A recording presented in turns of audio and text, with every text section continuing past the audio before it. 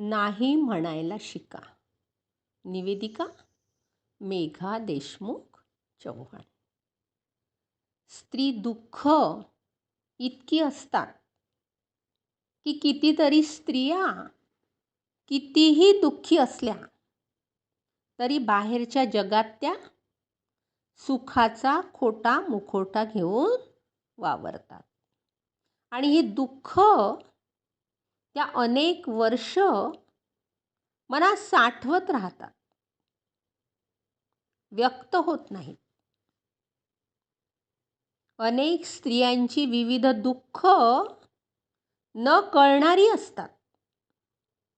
म्हणूनच स्त्री ही मायेच्या प्रेमाच्या ओलाव्यात नेहमी अधिक हळवी भावूक असते.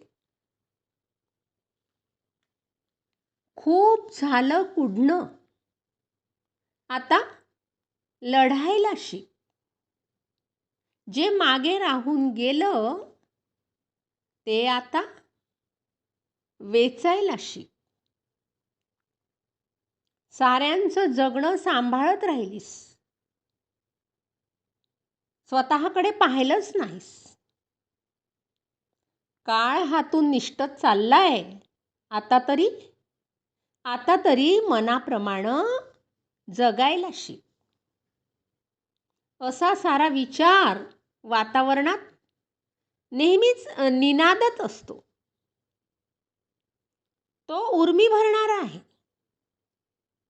ही उर्मीच आता जगण्याचे बळ होणार आहे. खूप अश्रू ढाळलेत आजवर.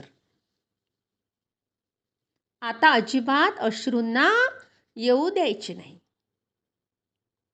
पापणीच्या नावेत त्यांचे काही काम नाही. ज्यांच्यासाठी गाळली त्यांना जाणीवच नव्हती. ज्यांच्यासाठी गाळली त्यांना जाणीवच नव्हती. ज्यांना जाणीव होती त्यांनी ढाळूच दिली नव्हती. चूल आणि मूल या कक्षांना मोडीत काढत आज स्त्रिया मोठ्या प्रमाणात घराबाहेर पडल्या. या बाहेर पडलेल्या स्त्रीने रिक्षापासून अंतरिक्षापर्यंत एकही क्षेत्र आपल्या परिस्पर्शाने उणे ठेवलेले नाही. तिला जेव्हा जेव्हा जिथे जिथे म्हणून संधी मिळाली तिथे तिथे आपल्या गुणांनी ती सिद्ध झालेली आहे. पण तिच्या कार्यक्षेत्रात तिच्यापुढे नवनवीन आव्हाने उभे ठाकलेली आहेत. ही विषयाची दुसरी बाजू आज प्रकर्षाने पुढे येते आहे. थोड्याफार फरकाने कित्येकींच्या आयुष्याच्या वाटेवर आलेल्या संघर्षमय वळणांनी तिला असे अनुभव दिल्याचे लक्षात येते. अनेकींच्या वाट्याला जेव्हा स्वप्नांपेक्षा वेगळेच वास्तव पुढ्यात येते तेव्हा ती अवाक होते. अनेकदा अनेक गोष्टी मनाविरुद्ध कराव्या लागतात. नको ती नाती सांभाळावी लागतात. त्यावेळी केवळ नाही म्हणता आले नाही म्हणून नको त्या विवंचना मागे लागतात. कारण जे कार्य स्वीकारलेले असते ते पूर्णत्वास नेणे भाग असते. अलीकडेच माझी जुनी मैत्रीण सुहास भेटली. कितीतरी दिवसांनी. नेहमीच हसत खेळत असणारी तिची प्रसन्न मुद्रा आज खिन्न दिसत होती. आश्चर्यच वाटले.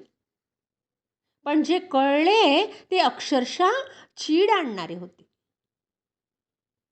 आपल्या कामात अतिशय हुशार असलेल्या सुहासला तिच्या कंपनीने एका प्रोजेक्टमधील जबाबदारी दिली. खरे तर हे काम तिच्या नोकरीच्या कामाशी अजिबात संबंधित नव्हते. पण अधिकाऱ्यांना नाही म्हणता आले नाही म्हणून तिने हे काम मागे लावून घेतले. पुढे त्यात वेगळ्याच लोकांनी वेगळ्याच भानगडी केल्या, पण जबाबदार सुहासलाच ठरवले गेले. आतापर्यंत स्वतःला त्रास होत असूनही प्रामाणिकपणे बिना तक्रार हे जे अतिरिक्त काम केले त्यात मनस्ताप आणि बदनामीपेक्षा काही मिळाले नाही. आणि म्हणूनच ती अतिशय अस्वस्थ होती.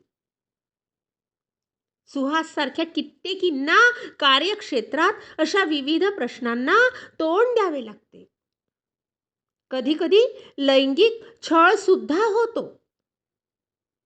अश्लील बोलणे, वेशभूषेवरून द्वैअर्थी वाक्ये, अश्लील गाणी, लैंगिक साहित्य दाखवणे, अश्लील मेसेज पाठवणे, अशा विविध प्रकारांनी छळ केला जातो. तिचे नाही म्हणणे जणू पुरुषांचा अपमान असतो. अनेकदा अशा मानसिक छळाच्या प्रश्नांची उत्तरे स्वतःच्या पातळीवरच ती शोधत राहते. उत्तर मिळत नाही म्हणून हवालदिल होते. अनेकदा ग्रामीण भागात शेती, गिरणी, इमारत बांधकाम, मजुरीचे काम करणारी स्त्री खमकेपणाने उभी राहते. समोरच्याला ठणकावून सांगते नाही. हे महत्त्वाचे वाटते. शासकीय, निमशासकीय कार्यालय, शाळा, कॉलेज, उद्योग, रुग्णालय, खेळ इत्यादी अनेक क्षेत्रात कार्यरत असलेली शिकलेली स्त्री मात्र कार्यक्षेत्रातील आणि घरचे नात्यांचे प्रश्न या पाठात भरडली जाते. अशा स्त्रियांना सांगावेसे वाटते की तुम्ही तुमचा निर्णय घ्या.